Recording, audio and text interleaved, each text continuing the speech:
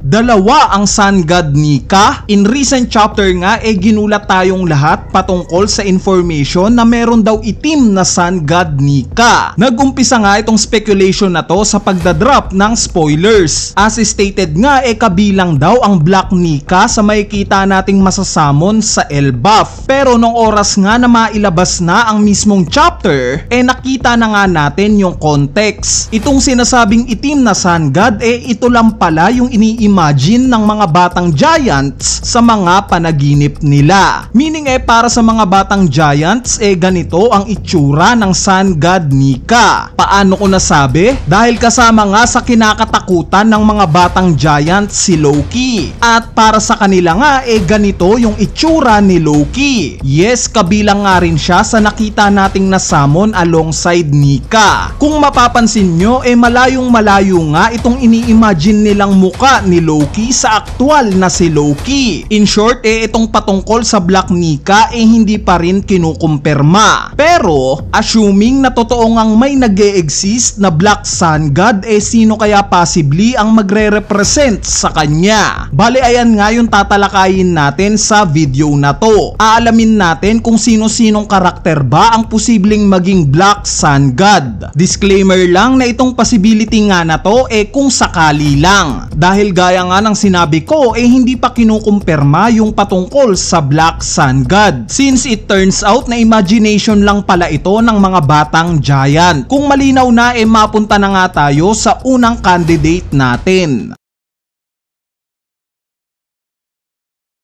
No doubt na itong si Loki ang unang suspect once na i-reveal na meron nga talagang Black Nika. Bakit? Dahil in chapter 1130 pa nga lang nung time na una natin siyang makilala, ang unang introduction nga niya sa sarili niya siya daw ang Sun God. Sun God na tatapos daw sa buong mundo. Ngayong Elbaf arc nga nalaman natin ng mas malalim yung patungkol sa Sun God Nika. Nung una nga inakala natin na straight up na mabuti lang ito. Kumbaga itong si Sun God Nika ang magliligtas sa mundo. Pero it turns out na itong pananaw pala natin na to somewhat 50-50 lang. Dahil nalaman nga natin sa mga giants ng Elbaf na hati pala yung opinion nila patungkol sa Sun God Nika. Yes, may mga nagsasabi nga na mabuti daw ito at ito yung magtatanggol sa mundo. Pero may ilang giants nga ang naniniwala na itong Sun God daw talaga ang nagkokos ng gulo at tatapos sa mundo. Meaning mataas nga ang posibilidad na kung itong Sun God Nika na puti ang magliligtas sa mundo, kabaliktaran naman neto itong itim na Sun God. Siya naman ang tatapos sa mundo. Ang isang ebidensya pa nga natin sa potentially na pagiging Black Sun God ni Loki itong pagre-reveal sa mga kasamaan niya nung kabataan niya. So kung titignan nyo nga yung panel na to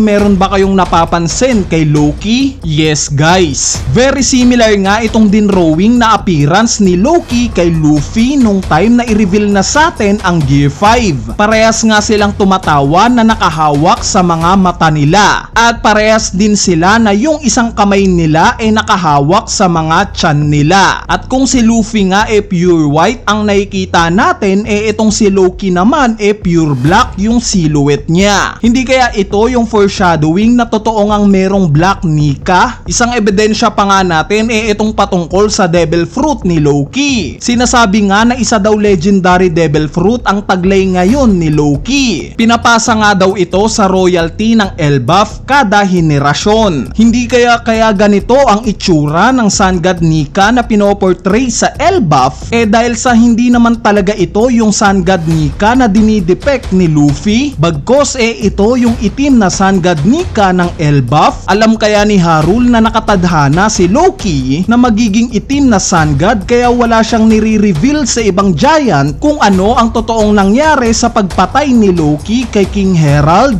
Base nga sa mural na nakita natin in chapter 1138 dinidepict nga nakakampi ng Sun God itong mga giants pati na ang mga ancient giant. Meaning kung hito-hito nomi Black Nika nga ang taglay na Devil Fruit ngayon ni Loki it makes sense lang na isipin na tinatago ng mga giants ng Elbaf itong Devil Fruit na to. Pinagpapasapasahan nila itong Devil Fruit na to kada henerasyon sa lahi nila nang sa ganun ganon hindi makuha ng kasamaan itong devil fruit na to. Dahil alam nga nila na ito lang ang kayang tumapat sa totoong sun god. Ngayon kung ganito nga ang sitwasyon it makes sense na kung bakit gustong i-recruit ng mga Holy Knight si Loki. Nire-recruit nila ito sa side ng kasamaan para may lumaban at tumapat sa lakas ng totoong sun god na si Luffy. Itong sumunod na candidate naman natin sa pagiging Black Nika itong si Blackbeard. Kung may isang karakter nga sa One Piece ang nagmi-mirror kay Luffy no doubt na ito si Blackbeard. Kumbaga kung si Luffy ang mabuti si Blackbeard naman ang counterpart niya na masama. Nag-come up nga tayo sa idea na to dahil sa matagal ng usap-usapan ng patungkol sa ikatlong devil fruit netong si Blackbeard. We all know na matagal ng theory na magkakaroon ng ikatlong devil fruit itong si Blackbeard. Nagsimula nga yan dahil sa Jolly Roger ng pirate crew niya, since meron ngang tatlong bungo itong flag niya. At dahil nga sa currently meron na siyang taglay na dalawang devil fruit, which is yung dark fruit na isang Lugia type at itong Gura Gura Nomi na isa namang Paramisia. Ang kulang na nga lang na devil fruit kay Blackbeard isang Zoan type. At since itong Hito Hito Nomi nga isang Zoan devil fruit, sasakto nga ito kung sakali man at may makain si Blackbeard na isang Zoan devil fruit, ang Hito Hito Nomi model Black Nika. Ang huling candidate nga natin sa pagiging Black Nika itong si Im Sama. We all know na simula nung ma-reveal ang Gear 5 ni Luffy at makita natin ang kakayanan na to, ang iniisip na nga natin wala nang makakatalo pa kay Luffy. Since oo nga naman, lahat ng pwedeng imaginein ni Luffy nagagawa niya. Kumbaga itong powers niya in Gear 5 form talagang godly power. Ngayon papayag ba naman si Oda na walang tatapat sa ganitong kakayanan ni Luffy? Syempre hindi. Kaya naman ay suspect na kung merong godly power itong si Luffy, panigurado na ganito rin yung kakayanan ni Imu. Kaya naman possible nga na kung meron mang i-reveal na Black Nika, isa nga itong si Im Sama sa mga candidate, since kinukonsider nga siya na final villain sa istorya. Isang rason pa nga sa pagiging Black Nika ni Imu itong appearance niya. Yes, kada nakikita nga natin itong si Im Sama pure black lang yung appearance niya, since ang iniisip nga natin silhouette lang ito na tinatago ni Oda. Pero paano kung ito pala talaga yung itsura ni Im Sama? Talagang kulay itim lang siya. Hindi kaya gaya kay Luffy na pure white yung appearance dahil sa na-awake niya itong Sun God Nika form, ganito rin si Im Sama, pero imbes na puti itim naman yung kanya dahil sa powers ng Black Nika. Anyway, ayan na nga yung tatlong karakter na posibleng nagtataglay ng powers ng Black Sun God. Ipapaalala ko lang na theory lang ito, since hindi pa nga kinukumpirma kung meron ba talagang Black Sun God o wala. Bali, para sa inyo ba? Kung sakali at may counterpart nga talaga itong Sun God Nika bilang Black Nika,